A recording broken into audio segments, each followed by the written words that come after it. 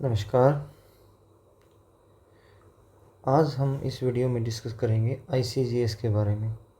ICGS क्या होता है, इस पर क्या क्या उपलब्ध है, इसको कौन कौन यूज़ कर सकता है, अनेक बातें इसके बारे में जो हम आज डिस्कस करेंगे। चलिए शुरू करते हैं।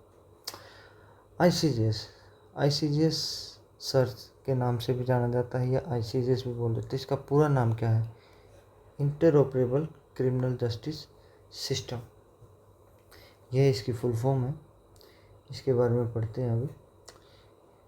यह सुप्रीम कोर्ट की ई समिति का मतलब ई कमेटी, जो सुप्रीम कोर्ट की ई कमेटी ने है, उसकी एक पहल है जो अदालत, police, jail, forensic site, laboratory आदि आपराधिक न्याय प्रणाली, जो भी क्रिमिनल जस्टिस सिस्टम्स की विभाग है हमारे देश में, उन सभी को आपस में जोड़ता है, जो कि इसके मुख्य स्तंभ भी कहलाते हैं, और उनके बीच में बिना किसी रुकावट के जो डाटा है उसको रेगुलर बेस पे शेयर करता है।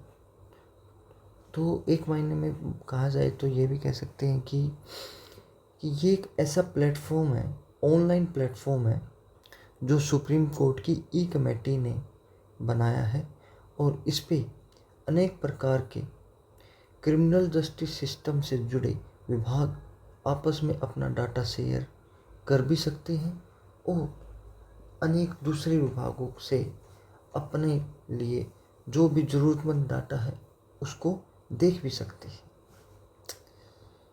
तो इसका सबसे पहले यूज़ कब हुआ, कब स्टार्ट हुआ? जो फर्स्ट फेज़ था इसका, वो 2018 में स्टार्ट किया गया था। उस फर्स्ट फेज़ में इसका ट्रायल चलाया गया, टेस्टिंग की गई। कहाँ पे?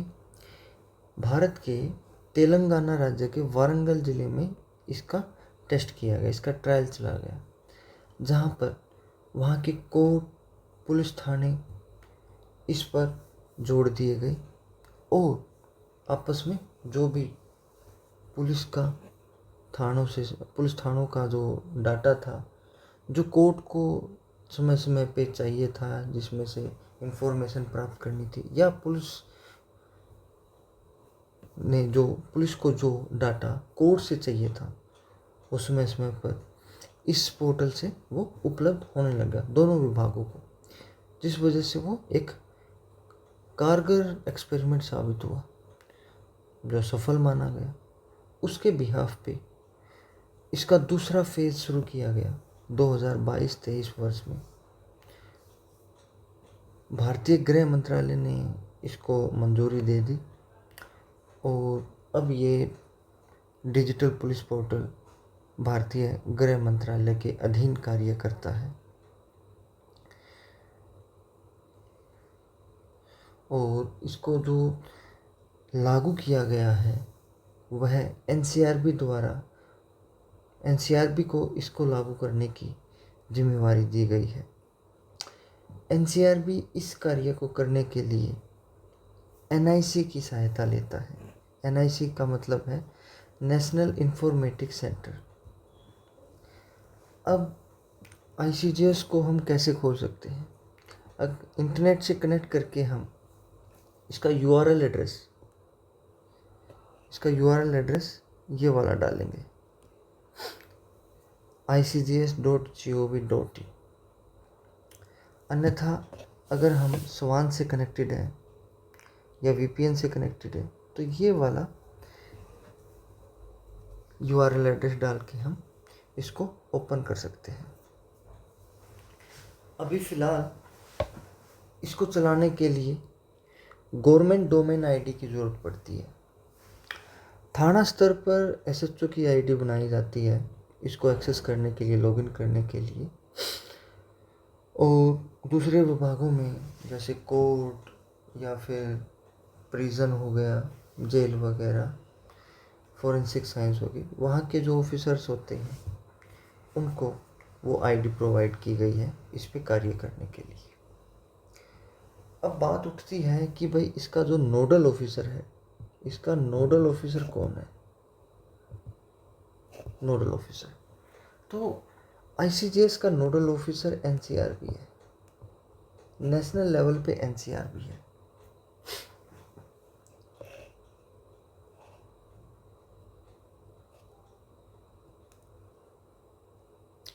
आईसीजेएस पोर्टल को स्टार्ट करने के लिए इसके पीछे क्या रीज़न था, मेन उद्देश्य क्या था? तो मेन उद्देश्य इसका यही था कि जो अनेक LEA लॉ एनफोर्समेंट एजेंसीज हैं, जैसे कि अपनी पुलिस है, पुलिस विभाग है, या कोर्ट है, जेल है, या अन्य विभाग है, उनको आपस में डाटा शेयर करने की आवश्यकता होती है, जो समय समय पर ज़रूरत पड़ती रहती है। तो यह पोर्टल एक ऐसा प्लेटफॉर्म, इस पोर्टल के द्वारा एक ऐसा प्लेटफॉर्म तैयार किया गया है जो इन सभी व अन्य विभागों को इस प्लेटफॉर्म पर जोड़ता है और आपस में सूचनाओं का आदान प्रदान करता है। इसलिए आईसीजेएस के मुख्य कितने स्तंभ माने जाते हैं? यह अक्सर देखने को आता है कि पूछा जाता है कि आईसीजेएस के जो मुख्य स्तंभ हैं वो कितने हैं? वह हैं 5, जिनको हम कोर स्टेक होल्डर्स भी बोलते हैं। कोर स्टेक होल्डर्स भी बोलते हैं। तो पहला जो अपना विभाग है वो है पुलिस, कोर्ट, प्रिजन या जेल, फोरेंसिक साइंस लेबोरेटरी जो होती हैं, प्रोसिक्यूशन। ये 5 विभाग जो हैं वो आईसीजेएस के मुख्य स्तंभ माने जाते हैं। इनके अलावा भी अनेक विभाग हैं जो इससे जुड़े हुए हैं, जिनको अदर स्टेक होल्डर्स बोला जाता है, जैसे कि अपना NIA, RPF, CBI, WCD, women and child development. ये सभी एजेंसियां इस पोर्टल पर उपयुक्त डाटा को अपने कार्य में लाते हैं और उस अनुसार अपने आगे की कार्रवाई करते रहते हैं, जिस वजह से इन्हें भी बहुत सारी सहायता प्राप्त होती है।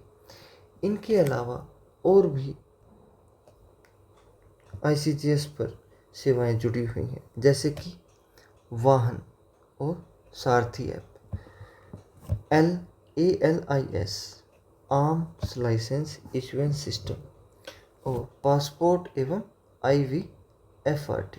IVFRT का मतलब है immigration, visa and foreigners regulation, registration and trekking.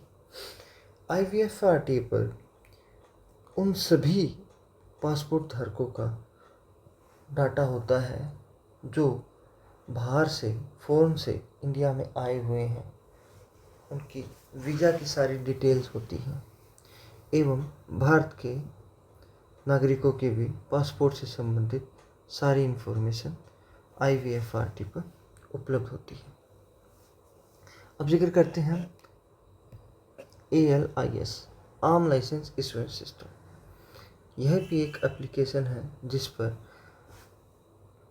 पूरे भारतवर्ष में आर्म लाइसेंस से संबंधित जितनी भी लाइसेंस ID बनाई जाती हैं उनका डाटा इस एप्लीकेशन पर उपलब्ध है। अब बात करते हैं वाहन और सारथी की। वाहन और सारथी, इस पर क्या उपलब्ध है? ये किससे संबंधित है? वाहन का मतलब व्हीकल और सारथी का मतलब उसको चलाने वाला। तो वाहन ऐप पर जितने भी अपने देश में व्हीकल्स हैं जिनका रजिस्ट्रेशन होता है, उनकी रजिस्ट्रेशन डिटेल्स इस एप्लीकेशन पर है। और सारथी मतलब चलाने वाला, जो भी चालक जिसका भी लाइसेंस बना हुआ है उनकी सारी डिटेल इस एप्लीकेशन पर है। और ये दोनों एप्लीकेशंस आईसीजेएस से जुड़ी हुई हैं। तो इस हिसाब से आईसीजेएस पर हम किसी भी व्हीकल, किसी भी लाइसेंसधारी सारथी, किसी का अगर पासपोर्ट से संबंधित कुछ डिटेल्स पता करनी है तो वो डिटेल्स भी ICJS पर हमें उपलब्ध मिलती हैं। तो जैसा कि हमने अभी पढ़ा है, इसके मेन पिलर्स कितने हैं या कोर स्टेक होल्डर्स कौन से हैं? Police, court, prison, prosecution, forensic, ये हैं इसके कोर स्टेक होल्डर्स। और इसके अलावा और क्या क्या इससे जुड़ा हुआ है? NIA, RPF, CBI, arm licence, WCD, IVF, RTM, passport, Vahan और सारथी, इन सभी के बारे में हम ऑलरेडी डिस्कस कर चुके हैं। अब यह तो जिक्र हो गया कि भाई ये विभाग जुड़े हुए हैं, ये जो 5 स्टेक होल्डर्स हैं, कोर स्टेक होल्डर्स हैं, ये जुड़े हुए हैं। लेकिन ये जुड़े हुए कैसे हैं? चलिए उसके बारे में हम बात करते हैं। ICJS के मुख्य घटक, सबसे पहले अपनी पुलिस आती है। पुलिस विभाग ICJS के साथ CCTNS के माध्यम से जुड़ा हुआ है। CCTNS पर पुलिस से संबंधित, पुलिस कार्य से संबंधित, क्राइम से संबंधित सारा डाटा अवेलेबल है। हर राज्य का, पूरे भारत में यह CCTNS कार्य करता है और पूरे देश में कहीं पर भी कोई भी FIR दर्ज होती है तो उससे संबंधित सारा डाटा CCTNS के द्वारा ICJS पर उपलब्ध हो पाता है। अब कैसे जुड़ा हुआ है? जैसे कि हम देख पा रहे हैं, इस पे डाटा एक्सचेंज हो रहा है पुलिस से।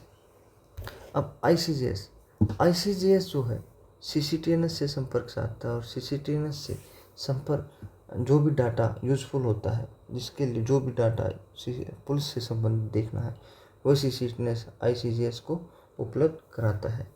जैसे कि FIR या अरेस्ट डिटेल्स या चार्जशीट से संबंधित डिटेल्स, FIR अगेंस्ट कंप्लेंट, तो इस टाइप की सारे के सारे जानकारियाँ हमें CCTNS के द्वारा ICJS पर उपलब्ध हो जाती है। तो अगला जो घटक है, जो मेन पिलर है, वो है न्यायालय, जिसको हम कोर्ट कहते हैं। अब जैसे पुलिस के पास अपना एक सॉफ्टवेयर है ऑल ओवर इंडिया, जिसको हम CCTNS बोलते हैं, ऐसे ही कोर्ट के पास भी अपनी एक एप्लीकेशन है जिसको हम E-कोर्ट बोलते हैं। E-कोर्ट जहाँ पर एक लोअर कोर्ट से लेकर भारत के सुप्रीम कोर्ट तक सभी जितने भी सेशन कोर्ट, हाई कोर्ट हैं, सबके केसेस का डाटा उपलब्ध है, वह ICJS के साथ जुड़ी हुई है। और वहीं से हम कोर्ट से संबंधित सभी केसेस का डाटा एक्सप्लोर कर सकते हैं। हम उससे हर प्रकार का डाटा, उस केस से संबंधित सारा डाटा हम प्राप्त कर सकते हैं। नेक्स्ट है आपका घटक या इसका ICJS का मुख्य स्तंभ, जेल, या हम जिसको प्रिजन भी कह सकते हैं। प्रिजन ICJS के साथ E-प्रिजन, जो प्रिजन की पोर्टल है या एप्लीकेशन है, उसके साथ जुड़ा हुआ है। E-प्रिजन पर क्या क्या उपलब्ध है ऐसा जो हम ICJS के द्वारा देख पाते हैं? E-प्रिजन में हर कैदी, प्रिजनर की एक ID बनती है, जिससे सभी उस प्रिजनर के द्वारा, अक्यूज्ड के द्वारा जो भी FIR में वह संलिप्त है, उनकी सारी डिटेल पाई जाती है। और अगर कोई प्रिजनर पैरोल पे जाता है तो किस तारीख से किस तारीख तक वह जेल से बाहर रहा है, वह सारी इन्फॉर्मेशन हमें E-प्रिजन के द्वारा प्राप्त हो जाती है। और पैरोल पे जाने वाला अपराधी वापस कब आ रहा है, वह सारी डिटेल्स भी हमें E-प्रिजन पर प्राप्त होती हैं। तो इसी प्रकार से ICJS के द्वारा हम हर डाटा को जो ई प्रिजन पर उपलब्ध है और जो हमारे लिए उपयोगी है वह हम एक्सेस कर सकते हैं।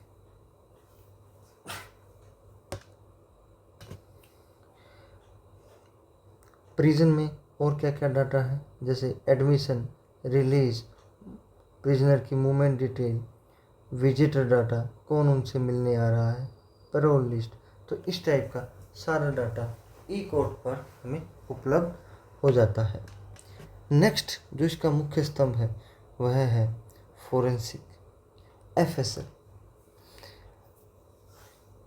एफएसएल का एक अपना खुद का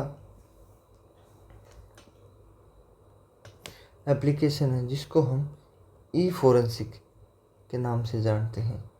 ई फोरेंसिक, जिस पर अनेक केसेस की फोरेंसिक रिपोर्ट उपलब्ध होती हैं और जिनके सहायता से हम आईसीजेएस की सहायता से वह रिपोर्ट ई फोरेंसिक एप्लीकेशन के द्वारा आईसीजेएस प्लेटफॉर्म पर देख पाते हैं। अगला जो इसका मुख्य स्तंभ है वह है प्रोसिक्यूशन। तो जैसे अन्य दूसरे मुख्य स्तंभ किसी न किसी एप्लीकेशन या पोर्टल के द्वारा से जुड़े हुए थे, ऐसे ही प्रोसिक्यूशन का भी एक अपने एप्लीकेशन पोर्टल है जिसका नाम है ई प्रोसिक्यूशन और वह भी आईसीजेएस के साथ जुड़ा हुआ है। और अन्य लॉ एनफोर्समेंट एजेंसीज भी अलग अलग ऑनलाइन माध्यम से आईसीजेएस के साथ जुड़ी हुई हैं और अपना डाटा शेयर करती हैं एक दूसरे के साथ, जैसे कि सीबीआई, एनआईए, आरपीएफ। यह कोर्ट इनको अगर कोई भी एफआईआर सर्च करनी है या उससे संबंधित कोर्ट का केस डाटा जांचना है तो वह आईसीजेएस पर जाकर इन सभी का ब्यौरा ले सकते हैं।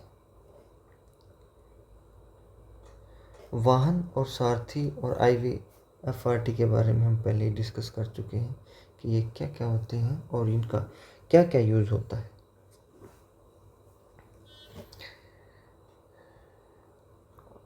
आईसीजेएस के उद्देश्य क्या हैं, यह क्यों ज़रूरी रहा, जिसके बारे में यहाँ पे जो लिखा हो कि भाई दस्तावेजीकरण और सूचना साझाकरण को बढ़ावा मिलता है, अपराधियों की पहचान में मदद करना, न्याय प्रक्रिया को तेज़ करना, अपराध के अन्य लड़ाइयों में सहयोग। तो अन्य अनेक प्रकार के इसके उद्देश्य हैं।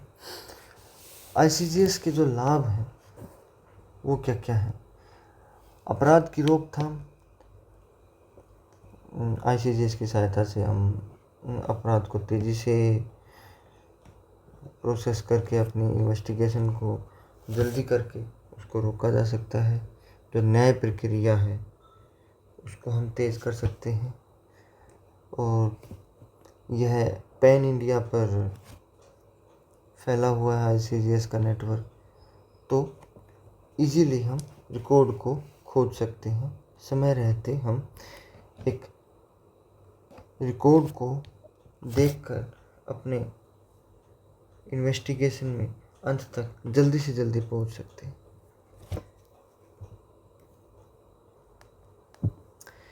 क्रिमिनल नेटवर्क आईसीजेएस की सहायता से हम निकाल सकते हैं। जैसा कि आप स्क्रीन पे देख रहे हो कि एक प्रिजनर अपराधी है जो प्रिजन में बंद है, उसका डाटा यहाँ पे दिखाया जा रहा है, उसका नेटवर्क दिखाया जा रहा है।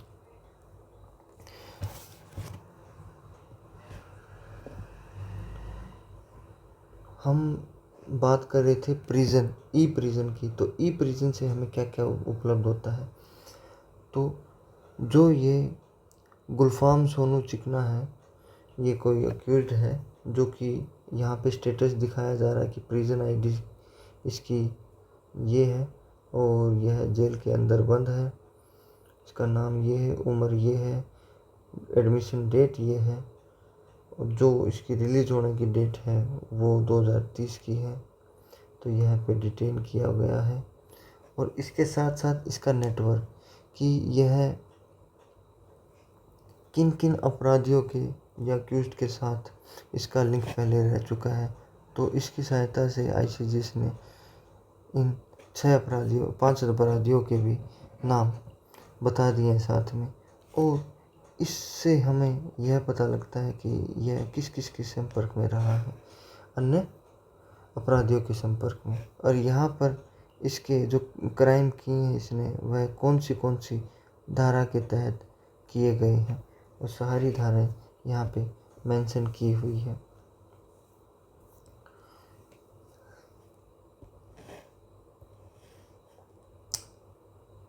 आईसीजेएस की मिनी स्टेटमेंट। किसी भी अगर अपराधी के बारे में हम कुछ सर्च करते हैं बाय नेम, तो उसकी आईसीजेएस एक स्टेटमेंट निकाल देता है। जैसे हम बैंक में जाते हैं, हम मिनी स्टेटमेंट निकलवाते हैं कि भाई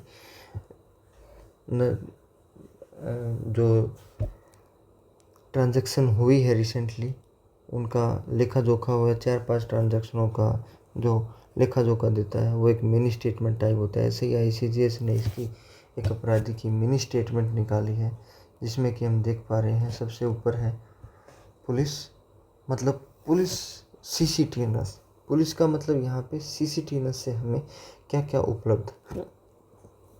तो सबसे पहले एफआईआर नंबर। एफआईआर नंबर क्या है? ये 2020 की एफआईआर नंबर है, और ये थाने का नाम है, दिल्ली के नॉर्थ ईस्ट थाने में यह एफआईआर दर्ज की थी। कंप्लेनेंट इसमें कौन था?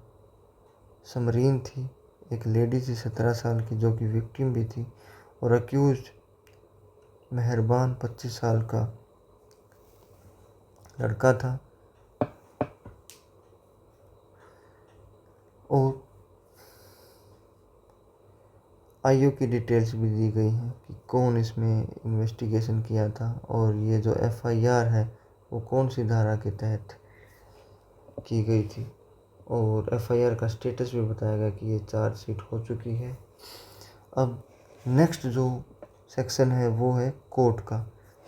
तो कोर्ट में मतलब इसके खिलाफ एफआईआर हो चुकी है, तो कोर्ट में उसका चालान भी सबमिट हो चुका है। तो चालान सबमिट होने के बाद जो केस नंबर उसका है वो यहाँ पे मेंशन किया गया है। उसकी जो हियरिंग है, नेक्स्ट हियरिंग है, नेक्स्ट पर्पज़ है, स्टेज ऑफ केस है, वो सारी की सारी चीज़ें इसमें बताई गई। तो ये सारी डिटेल हमें ई कोर्ट से हमें प्राप्त हुई है। अब कि भाई वो पकड़ा तो जा चुका है, गिरफ्तार किया जा चुका है, और जो धाराएं इस पे लगी हुई हैं उसके तहत इसको गिरफ्तार करते ही, कोर्ट में पेश करते ही इसको जेल में भी बंद किया जाएगा। तो ई प्रिजन से हमें वह जेल का स्टेटस इसका पता लग जाएगा कि ये जो मेहरबान था, जेल नेम इसका मंडोली जेल नंबर 20 था, इसकी एडमिशन डेट ये थी, और करंट सिचुएशन क्या है, वो आउट ऑफ जेल है। तो इस टाइप से जो इन्फॉर्मेशन है ये इस मिनी स्टेटमेंट्स में प्राप्त हो जाती है। अब हमने प्रोसिक्यूशन का जिक्र किया था, तो प्रोसिक्यूशन में क्या होता है? ई प्रोसिक्यूशन से जो हमें प्राप्त हुआ है वह है केस इन्फो, प्रोसिक्यूशन आईडी, और जो चीफ प्रोसिक्यूटर है उसका नाम, कौन से कोर्ट में, स्टेटस जो, और रिक्वेस्टेड किसके द्वारा की गई, ये सारी डिटेल ई प्रोसिक्यूशन से हमें प्राप्त हो जाती है। अब अगला जो इसका मुख्य स्तंभ था एफएसएल। एफएसएल से हमें क्या प्राप्त होता है? इसकी एफएसएल आईडी जो बनी हुई है, कहाँ से इसकी रिपोर्ट बनी थी, उस एफएसएल का एड्रेस है, कब डिस्पैच हुई थी, कौन से डिवीज़न से है, स्टेटस क्या है। तो इस टाइप की जो भी इंफॉर्मेशन है वो हमें मिनी स्टेटमेंट से प्राप्त हो जाती है। तो यह था आपका लेखा जोखा आईसीजेएस का। आशा है कि आपको आज की वीडियो से आईसीजेएस के बारे में सारी जानकारियाँ प्राप्त हो गई हैं।